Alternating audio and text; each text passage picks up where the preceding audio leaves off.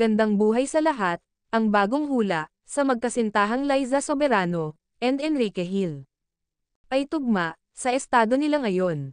Ayon sa sikat na reader, ng couples, si Enrique Hill, ay sobrang understanding, at mahaba, ang pasensya.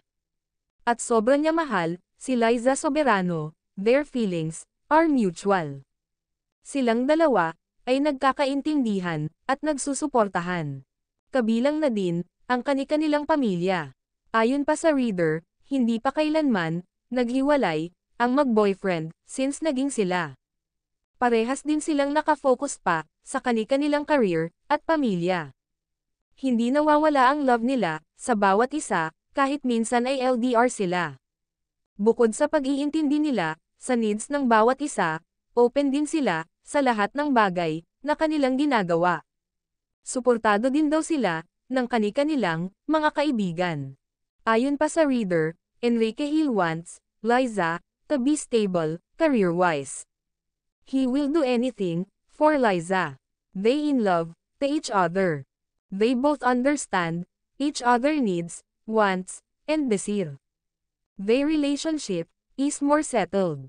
He is very protective, of her. They are meant, for each other. They are meant, to get married, pero hindi sila nagmamadali. They enjoyed, each other's company, as a couple. Enrique, is very concerned, about Liza. She wants her, to be ready. She is giving her, a time, to be ready. They are engaged, for a couple of years. Liza Soberano, and Enrique Hill, are both loyal, yung love nila pareho, sa bawat isa ay pareho, ang panahon nila, ay nakatutok lang, sa career, family, friends, at kanilang relasyon. Hindi nila hinahayaan, na may makasira, sa kanilang relasyon.